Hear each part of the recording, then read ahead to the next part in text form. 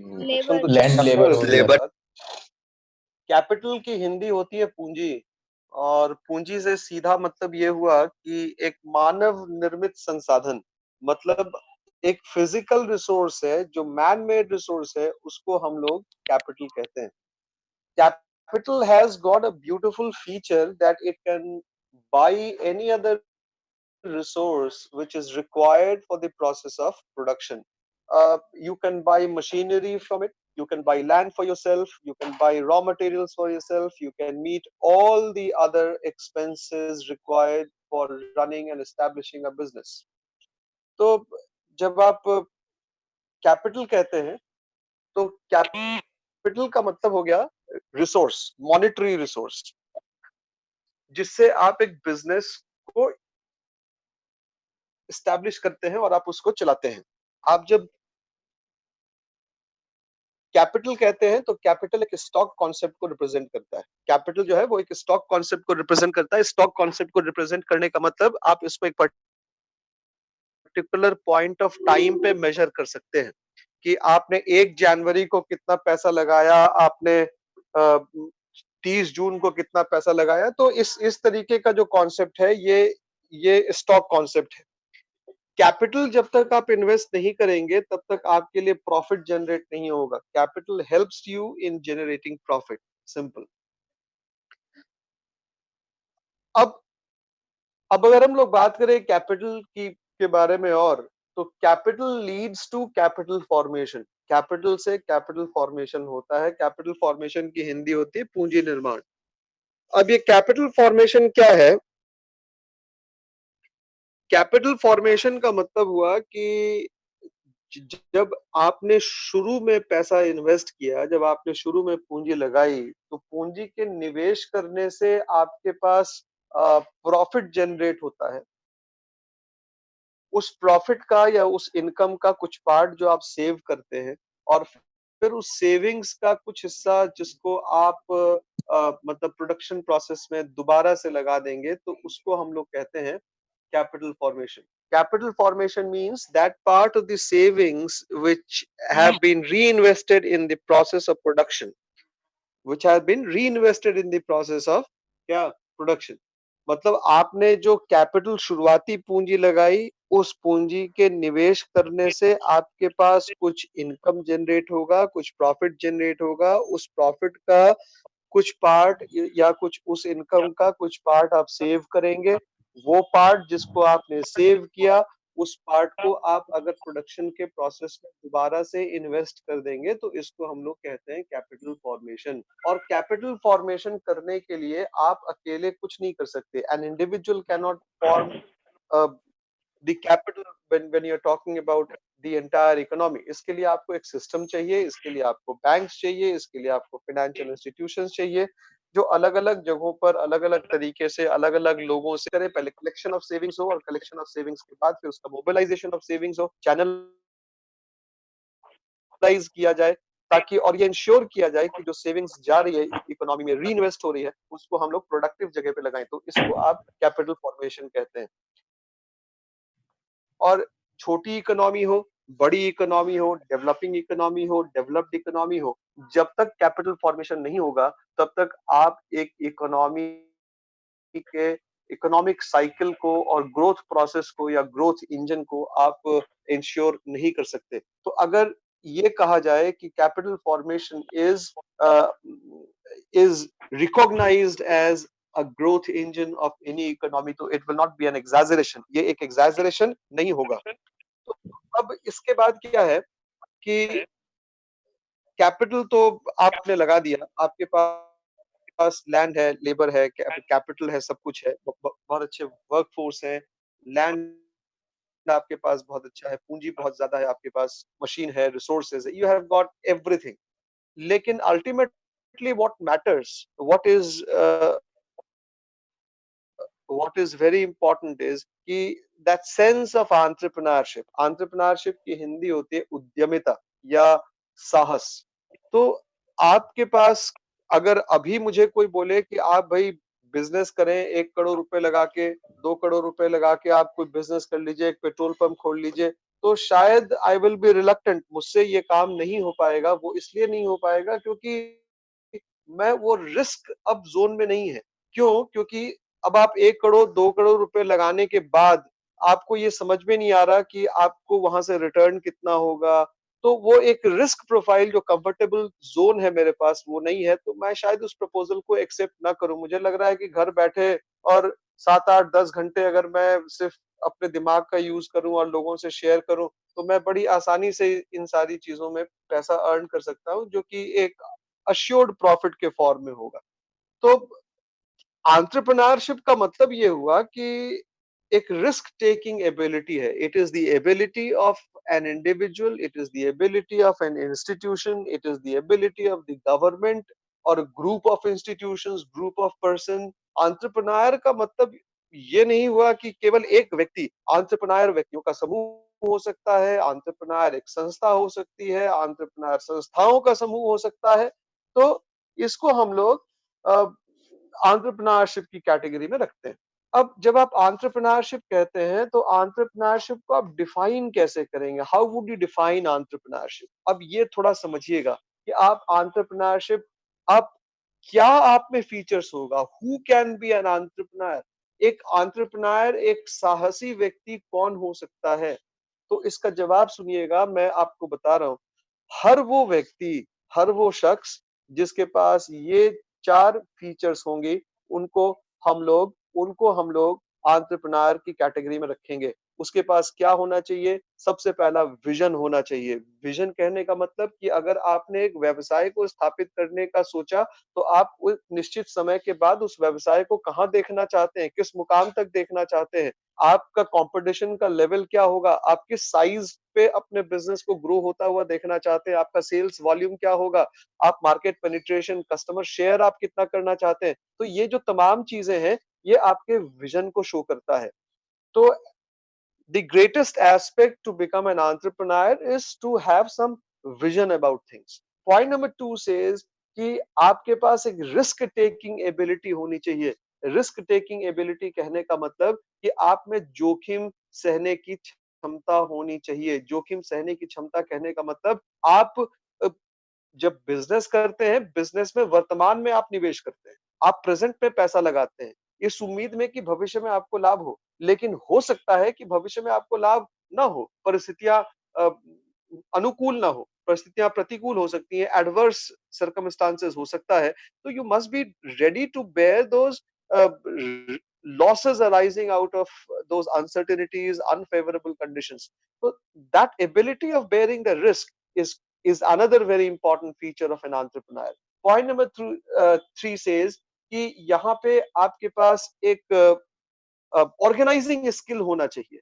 चीज़ों को व्यवस्थित या संगठित करने का कौशल होना चाहिए। स्किल की हिंदी होती है कौशल, ऑर्गेनाइजिंग की हिंदी होती है संगठित करना। तो आपके पास अगर वो संगठनात्मक कौशल नहीं है, अगर आप श्रम, भूमि, पूँजी इन सब को आप संगठित नहीं कर पाएँगे, आप व्यवस्थित नहीं कर पाएँगे, आप इनका एक सुचारू उपयोग नहीं कर पाएँगे, सार्थक उपयोग नहीं कर पाएँगे, तो शायद आप एक व्यवसाय को स्थापित और चला नहीं सकते एक लंबे समय तक। सार्थक उपयोग, सक्षम उपयोग कहने का मतलब कि रिसोर्सेज़ का बेस्ट यूटिलाइज़ेशन होना चाहिए, बेस्ट नहीं कर सकते तो नियर टू बेस्ट होना चाहिए, रिसोर्सेज़ वेस्ट नहीं होना चाहिए, रिसोर्सेज़ आइडल नहीं होना चाहिए। तो आपके पास एक ऑर्गेनाइजिंग स्किल होना चाहिए, how to use the resources, where to use the resources and in what quantity the resources should be used. Last में कहता है कि इनोवेशन होना चाहिए। इनोवेशन हर एक वो शख्स जो एंटरप्रेन्योर बनना चाहता है, उसके पास इनोवेटिव स्किल होनी चाहिए। अब ये इनोवेशन जो शब्द है, इनोवेशन की हिंदी होती है नवाचार। नवाचार कहने का मतलब नवजोर आचार। नवजोर आचार कहने का मतलब कुछ नया, नव मीन्स न्यू नया, न्यू आचार का इन्वेंशंस हो। मतलब व्यवहार। आचार का मतलब नया, व्यवहार और नव का मतलब नया। तो एक एंटरप्रेन्योर वही शख्स हो सकता है जिसके पास कुछ नया करने की सोच हो, हर पल कुछ परिवर्तित अ, व्यवस्थाओं के साथ काम करने की सोच हो। आप देखते होंगे मोबाइल फ़ोन हर 3-6 महीने पे एक न्यू वर्ज़न, न्यू फ़ीचर के साथ आता है। आप देखते होंगे कि फ़ैशन हमेशा चेंज करता है। डिज़ाइनर जो हैं वो अ, वेयरिंग स्टाइल और वेयरिंग सेंस के हिसाब से उसको चेंज करते हैं। वो इसलिए क्योंकि चीजें मोनोटोनस ना हो, चीजें एक जैसी होती हैं तो लोग उससे ऊब जाते हैं। तो आप देखिए बाइक्स, बाइक के साथ आप देखिए फीचर्स, बाइक का मॉडल चेंज होता हो जाता है, सीट्स का डिजाइन चेंज हो जाता है, बाइक्स का जो हाइट है वो चेंज होता है। तो इस तरीके से आप देखिए कि मतलब सब जगह इनोवेशन है, और इनोवेशन नहीं होने के कारण आपको मैं बहुत अच्छा एग्जांपल बताऊं, रॉयल एनफील्ड बुलेट, ये आज जो आप लोग गाड़ी देखते हैं, ये आज न्यू वर्जन ऑफ बुलेट है। बुलेट काफी पुरानी गाड़ी थी, बुलेट 1965, 70, 80 के दशक में भी थी और काफी प्रचलित गाड़ी हुआ करती थी। और उस वक्त भी बुलेट की गाड़ियों में आपको विश्वास नहीं होगा 6 से 8 महीने का वेटिंग पीरियड हुआ करता था। तो सजेशन ये दिया गया कि क्या बुलेट को हम लोग मतलब इनोवेट कर सकते हैं, क्या बुलेट को हल्का बना सकते हैं, क्योंकि सब कोई बुलेट को हैंडल कर सके, बुलेट को राइड कर सके, ये पॉसिबल नहीं था।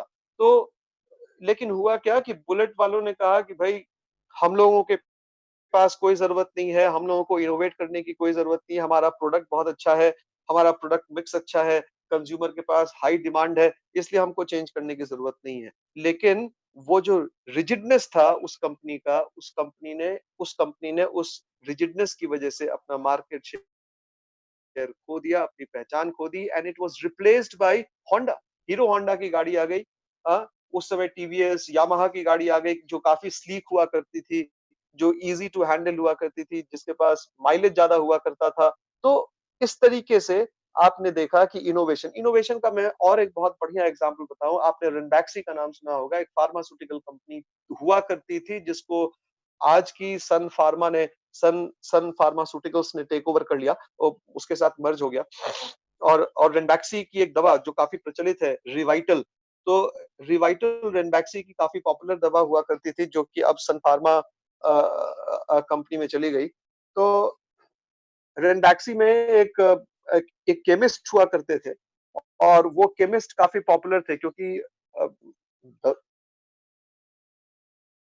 दवा कंपनी का प्रोडक्ट क्या है, दवा कंपनी का प्रोडक्ट है उसका मॉलिक्यूल, उसका केमिकल। तो Ranbaxy was running in huge losses. तो वो जो मॉलिक्यूल था, उस मॉलिक्यूल के बारे में एक नई मॉलिक्यूल को उन्होंने डिजाइन किया, डेवलप किया, और वो जो मॉलिक्यूल था, उस मॉलिक्यूल ने रेनबैक्सी के रेवेन्यू को कई गुना बढ़ा दिया, 3 गुना 4 गुना बढ़ा दिया। But that gentle person, next day again he was sitting in the office. तो उनसे लोगों ने पूछा, मीडिया कर्मियों ने पूछा कि भाई ये जो है, ये आप आपने कल एक काया पलट काम किया, आपने इतना बड़ा काम कर दिया, आज आप फिर ऑफिस में हैं, don't you require some rest for yourself? और देखिए इनोवेशन का शायद इससे बढ़िया उदाहरण और इससे बढ़िया जवाब और डेफिनेशन हो नहीं सकता। उस व्यक्ति ने क्या कहा, उसने कहा कि जो चीज आ गई वो पुरानी हो गई, अब नई चीज की खोज करने की आवश्यकता है, किसी नए मॉलिक्यूल और केमिकल को बनाने की जरूरत है। तो इसलिए मैं यहाँ पे आज ऑफिस में दोबारा हूँ। तो this is what innovation is. Innovation का मतलब आप हमेशा जो चीज मार्केट में है, आप उसके दम पे काम करें, ऐसा पॉसिबल नहीं है। एक एंटरप्रेन्योर, एक सक्सेसफुल एंटरप्रेन्योर वही होगा जो इनोवेटिव हो, जो हमेशा कुछ नया करने का सोचे। स्टूडेंट समझ में आया? Yes, sir. Hello? Yes, sir. Yes, sir. Yes, sir. Hello everybody. तो एक काम कर लो, 2-3-4 मिनट का समय ले लो, और ऑनेस्टली, क्योंकि मैं आप लोगों को देख तो पाऊंगा नहीं, लेकिन मैं रैंडमली किसी का भी रोल नंबर कॉल करूंगा और उनसे मैं कहूंगा कि आप लोग अपने कॉपी का स्क्रीन शेयर कीजिए मुझसे। तो 3 से 4 मिनट में कैपिटल और एंटरप्रेन्योरशिप के ऊपर जो भी मैंने बताया है, उसके जो मेन पॉइंट्स है उनको आप लोग लिख लीजिए, खुद से लिखिए।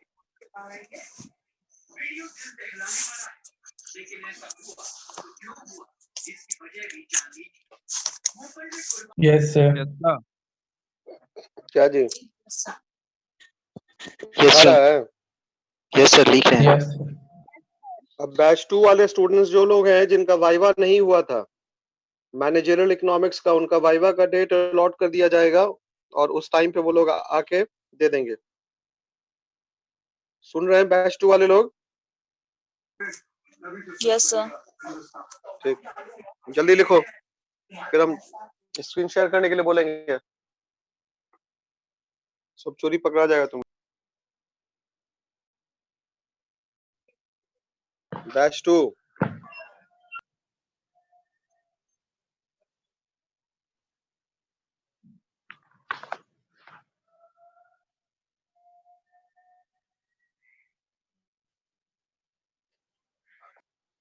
प्रोडक्शन का दूसरा डेफिनेशन,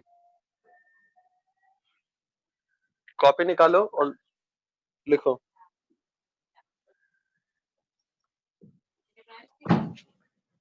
नहीं, लैंड लेबर पहले ही पढ़ा चुके थे पिछले क्लास में।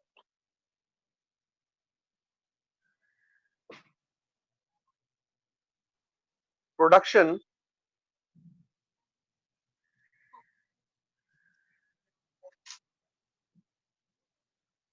may also be defined as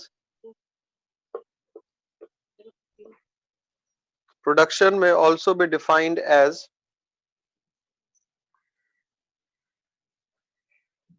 the creation of utility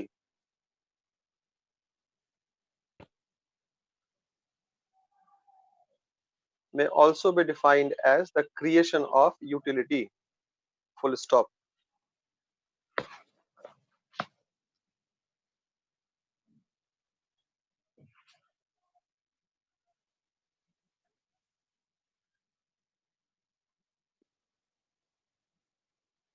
But it should be noted that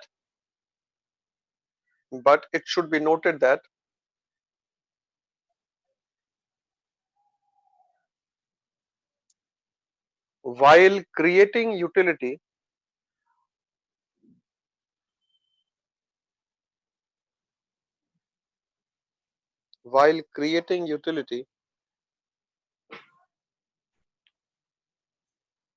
there must be the involvement of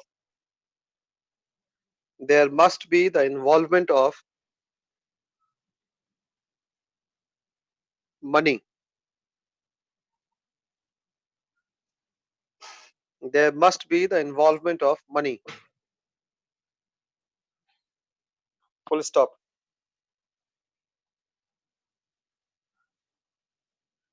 If utility is created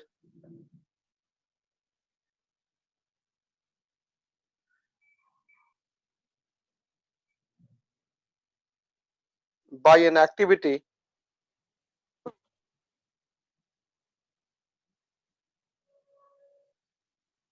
which is non-economic in nature,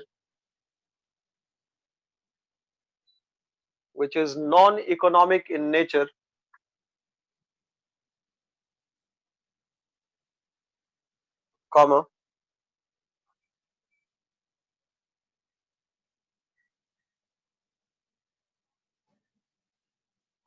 it will not be considered as production. It will not be considered as production, full stop.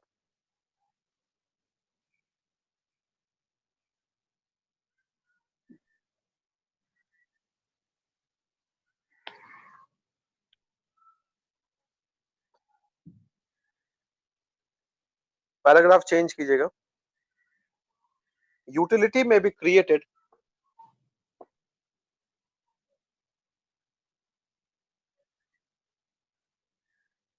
in following ways.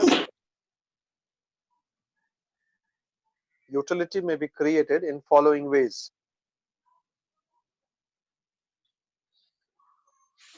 Hyphen दे दीजिए। Point number 1, place utility.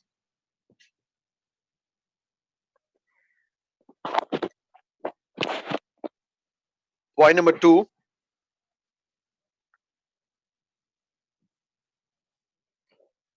form utility.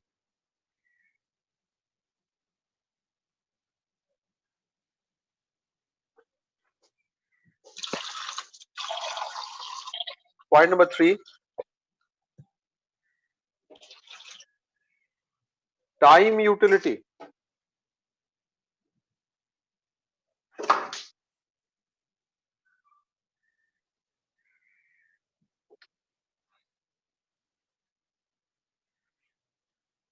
Point number 4, knowledge utility.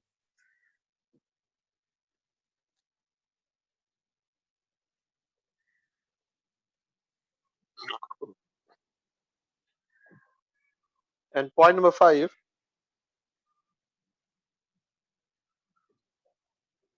ownership or possession utility.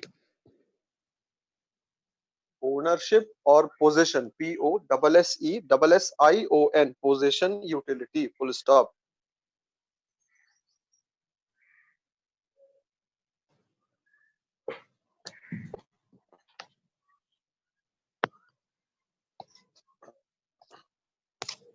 अब point number 1 लिखिएगा, place ownership.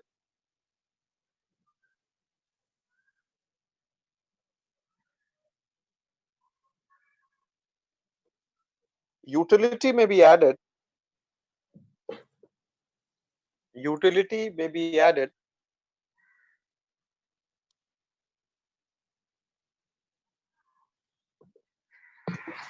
by changing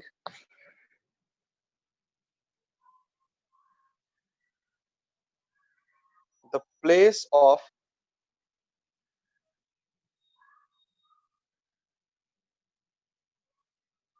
a particular thing.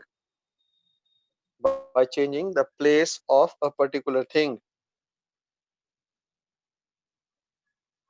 Full stop. For example,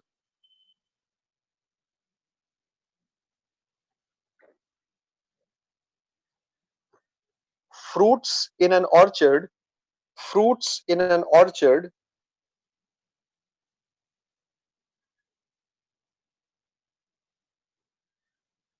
are of no use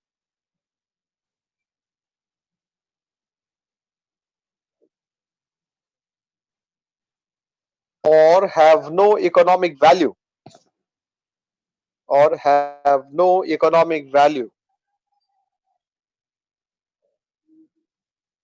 Full stop.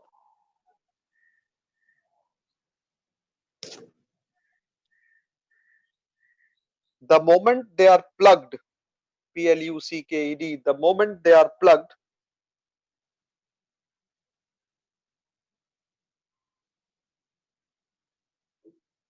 and transported to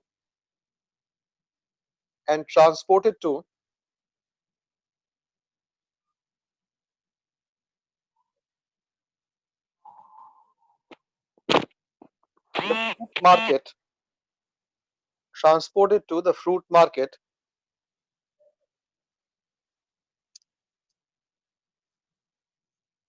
comma,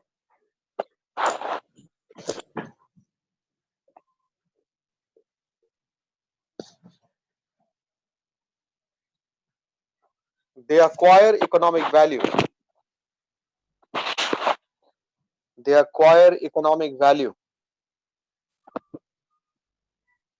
Full stop.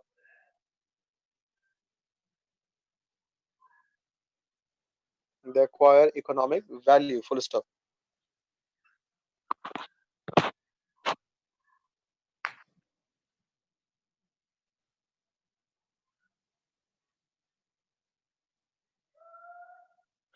देखिए ये जो point हम लोगों ने लिखा कि जो जो पहला जो डेफिनेशन था कि भाई जो भी इनपुट है उस इनपुट को आउटपुट में आप ट्रांसफॉर्म कर दीजिए, तो उस ट्रांसफॉर्मेशन के प्रोसेस को हम लोग प्रोडक्शन कहते हैं. और जितना भी इनपुट था उसको हम लोगों ने 4 कैटेगरी में बांटा, लैंड, लेबर, कैपिटल और एंटरप्रेन्योरशिप, जिसके बारे में हम लोगों ने काफी डिटेल में पढ़ा. आज मैंने प्रोडक्शन के लिए एक नई परिभाषा दी, और वो परिभाषा है कि जहां कहीं भी उपयोगिता का सृजन होगा, जहां कहीं भी उपयोगिता का निर्माण होगा, उपयोगिता की उत्पत्ति होगी, उसको हम लोग क्या कहेंगे? प्रोडक्शन कहेंगे. तो अब आपको ध्यान ये देना है कि क्या हर एक उपयोगिता को हम लोग प्रोडक्शन की कैटेगरी में रखेंगे? The answer is no. Production चूंकि इकोनॉमिक एक्टिविटी है, इकोनॉमिक्स में प्रोडक्शन को इकोनॉमिक एक्टिविटी के कैटेगरी में रखा गया, इसलिए अगर उपयोगिता का क्रिएशन होता है लेकिन उसमें मनी का इन्वॉल्वमेंट नहीं है, उस एक्टिविटी को आप इकोनॉमिक एक्टिविटी में कैटेगराइज नहीं कर सकते, तो वो प्रोडक्शन नहीं होगा। Creation of utility wherein the activity by which utility has been created is economic in nature, तभी हम लोग उसको प्रोडक्शन की कैटेगरी में रखेंगे। अब आप प्रोडक्शन करने के लिए यूटिलिटी क्रिएट करना पड़ेगा, तो यूटिलिटी कितने तरीके से क्रिएट होगा? हम लोगों ने लिखा 4-5 तरीका। पहला है प्लेस, दूसरा है फॉर्म, तीसरा है टाइम, चौथा है नॉलेज और पांचवा है पोजीशन या ओनरशिप यूटिलिटी। तो मैंने आज आप लोगों को सिर्फ पहला लिखवाया, प्लेस यूटिलिटी। स्थान परिवर्तन से भी उपयोगिता का निर्माण होता है, उपयोगिता का सृजन होता है। मान लीजिए बागीचे में फ्रूट्स लगा हुआ है, अभी आम का सीजन है, लीची का सीजन है, तो ये सारे फल अभी बगीचे में लगे हुए हैं, बगानों में लगे हुए हैं। लेकिन क्या उनका कोई इकोनॉमिक वैल्यू है वहां पर? अगर आप उसको प्लक नहीं करेंगे, आप उसको तोड़ेंगे नहीं, उसको पैक नहीं करेंगे, ट्रांसपोर्ट करके फ्रूट मंडी में लेके नहीं आएंगे, तब तक क्या उस आम और लीची जो कि बागीचे में लगी हुई है उसका कोई आर्थिक मूल्य है? उसकी कोई आर्थिक कीमत है? The answer is no. तो प्रोडक्शन होने के लिए, यूटिलिटी क्रिएट करने के लिए हमने क्या देखा कि उस बागीचे में लगे गए फलों को तोड़ा गया, साफ सफाई की गई, पैक किया गया, ट्रांसपोर्ट किया गया और फ्रूट मंडी में पहुंचा दिया गया। तो ये जो इकोनॉमिक